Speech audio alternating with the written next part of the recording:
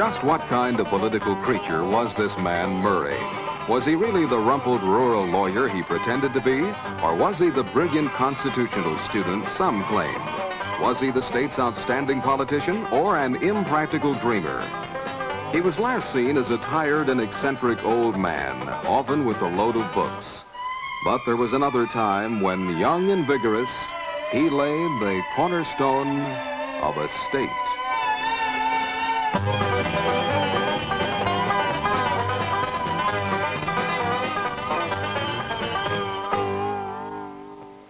William Henry David Murray was only 17 years old when this picture was taken.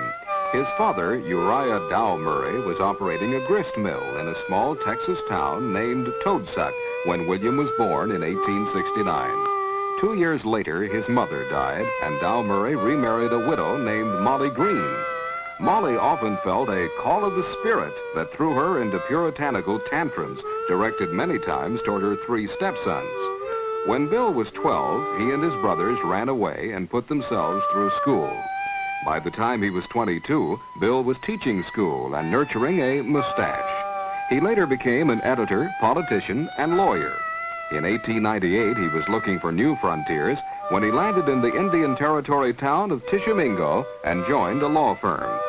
Douglas Johnston, Chickasaw educator, was elected Chickasaw governor that same year with the support of Murray and his law partners.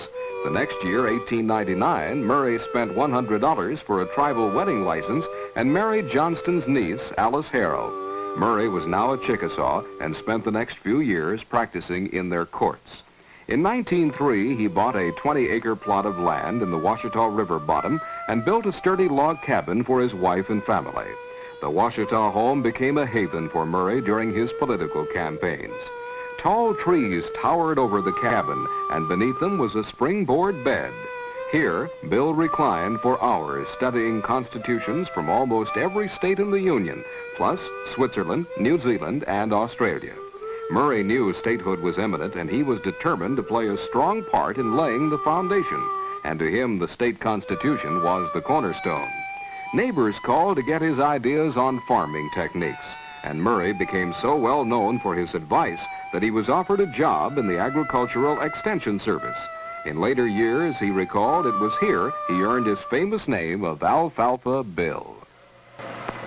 A request came from George Watkins, now living in Marshall County, Oklahoma, that I make a speech on how to grow alfalfa.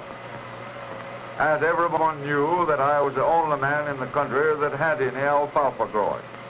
The first south of the Canadian River. The newspaper man asked me to write an article on how to grow alfalfa. And I did so on alfalfa and hogs, the most profitable way to grow it. He drew a headline across this paper, Alfalfa Bill himself on alfalfa. And the name then stuck. It's always been Alfalfa Bill ever since. When the Constitutional Convention was called in Guthrie in 1906, Murray's hours of study and glib tongue put him in the office of president. He had already been the only white man in the Sequoia Convention that had attempted to gain statehood for Indian Territory. Murray refused to turn over a final draft of the Constitution when an injunction was brought against it. 500 certificates quickly appeared with a caricature of Bill Murray in one corner with the Constitution sticking defiantly from his hip pocket. They were issued to Bill's followers and stamped with a cocklebur for Cocklebur Bill, a name given to Murray by his enemies. Those given the certificates became members of the Squirrel Rifle Brigade and pledged to support Murray with a call to arms if that proved necessary. The Constitution was ratified by the people in September 1907. It was a rambling, wordy document. President Teddy Roosevelt did not conceal his disapproval, but signed. And when Oklahoma became a state at last, Bill Murray disbanded the convention, having spent almost $4,000 of his own money keeping it in session. Murray was Speaker of the first legislature in 1907. He was a delegate to the Democratic National Convention in 1908, and in 1910 was defeated in his first bid for the governor's chair. He then spent 2 terms in Congress. But when he returned from Washington, he was defeated for governor again in 1918 and decided the folks back home had deserted him. Murray traveled to South America and in 1924 returned with tales of a land that could be agricultural utopia. He pointed towards Bolivia and soon packed 25 other families off with him to 192,000 acres of land leased from the Bolivian government. The village of Aguarirenda was the first of 3 proposed settlements Bill had hopes of establishing. He was now called Bolivia Bill, and he supervised all the farming as well as publishing another constitution, a set of regulations for the settlement. His dreams were shattered in 1929 when Bolivia foreclosed on the 198-year lease. He returned with $12 in his pocket, but it was election year again, and Bolivia Bill felt the folks from the forks of the creek needed him. Newspapers ignored his comeback for fear of encouraging what they considered to be a joke. Bill was serious, though, and so were his enthusiastic backers. From their dubious wealth of talent, they produced a campaign song and borrowed from Stephen Foster to put it to music. Bill Murray of dear Oklahoma, we'll stand by you. Though we were other men as glorious, none are so great as you. We'll trust your leadership, oh Billy, wherever you go. We'll stay with Oklahoma's governor, we'll fight this through with you. On election night, Murray sat quietly in a hotel room smoking his cigar until he heard the crowds outside shouting his name. He was elected by a 100,000 vote majority. On January 12, 1931, 12,000 of his avid followers crowded the Capitol steps to see the Sage of Tishomingo sworn in as their 9th governor. 91-year-old Dow Murray left his sickbed to give the oath of office to his son. Murray's primary campaign had been waged against Frank Buttram, a millionaire oil man. And with Oklahoma suffering from the Depression and the beginnings of the Dust Bowl, it was easy for Murray to paint himself as the savior of the farmer. One overall gentleman summed things up when he said, "Bill's a-going to get the job did like it oughter be did." Murray held on to this confidence throughout his 4 years in office, but others were shocked by a leadership which soon became unconventional, to say the very least. A set of office rules were posted almost as soon as Murray left the inauguration stand. Don't ask me about the weather. The Weather Bureau is in Washington. Don't try to deceive me. Be brief and to the point, because I suspect your motive already. Don't ask me how I feel, because I may feel like damn it and tell you so. Don't try and tell me how I was nominated and elected. Perhaps I know more about that than you do. On more than one occasion, visitors to his office were to be greeted with a thundering, "What in the hell do you want?" During his campaign speeches, he had promised to abolish the jobs of half the clerks on the state payroll. But by the end of his first year, there were more clerks than ever before.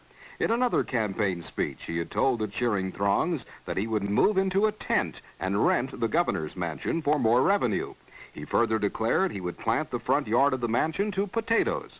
Later, as he moved into the official residence of the governor, Bill was to declare this statement had been a joke blown out of proportion. But there were other proposals to come. At one time during his term, Murray was to suggest that a dormitory be built on the Capitol grounds to house the legislators during their sessions. This, in his words, would guard the lawmakers from the lobbyists, the evils of poker playing, liquor, and women. In his defense, it should be said that he assumed leadership at a difficult time. 1931 was a bad year for all the United States, but of them all, Oklahoma seemed to have more than its share of troubles. "I never had what is now called an inferiority complex," Alfalfa Bill said of himself, "but my complex was that I could achieve or accomplish anything if I tried." Now that he was in the office he had wanted for so many years, Murray was determined to run it with the executive force he felt was necessary. He never let it be forgotten that he had laid the foundation for the Constitution and was called by many the father of Oklahoma. The first year in office, he proved to be a stern parent.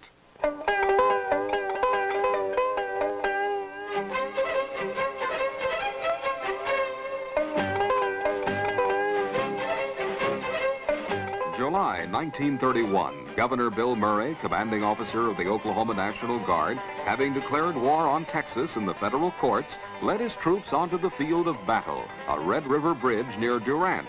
The objective was to liberate the bridge which connected Oklahoma and Texas near the present US 69. The bridge had been a joint effort of the two states, but the Texas Toll Bridge Company gained a federal injunction to keep the bridge closed. When Texas Rangers were placed at the south end of the bridge to keep it closed to traffic, it was more than Murray could take. He told the guardsmen, just take their guns and tobacco and give them a light kick in the pants.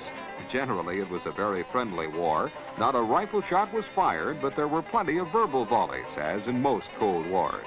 Murray contended an old Spanish law put both banks of the river in Oklahoma. Passing motorists found themselves in publicity pictures with the smiling governor, being assured that it would not be long before the bridge opened. A judgment was rendered against Oklahoma, but the Federal Circuit Court of Appeals reversed the decision. Murray's first call-up of troops ended in a smashing victory. From that time forward, Murray referred to the militiamen as "my guards." National attention began to focus on the governor, who wore a campaign hat and stood in line to get his portion of field rations. Murray declared his use of the troops was a way to stay the hand of oppression. Just 1 month after his victory at Red River, Murray was meeting with Guard officers again for his next engagement, a military attack against falling oil prices of the Depression. Martial law was declared against all the major and most of the independent oil producers in the state. The oil fields surrounding the Capitol grounds bore the brunt of military activity. The governor shut down the wells after an overproduction of oil had forced prices as low as 10 cents per barrel. He issued an order to oil producers to put a minimum price of $1 a barrel on the product, and when they failed to comply, he issued an executive order shutting down the wells. Only small stripper wells were allowed to remain in action, and slowly the price climbed. Major oil companies threatened to take the case to federal courts, but they never did. When the price climbed to near the dollar mark, Murray withdrew his guards.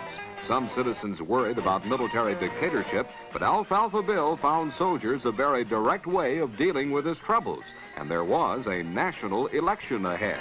Oklahoma boarded a train for the 1932 Democratic Convention in Chicago. He said, if I was president, I'd want to control the Interior Department, the Federal Banking Board, and the foreign loans, so what's the use of worrying? But when he arrived in Chicago, he was certain he was riding a fast, dark horse.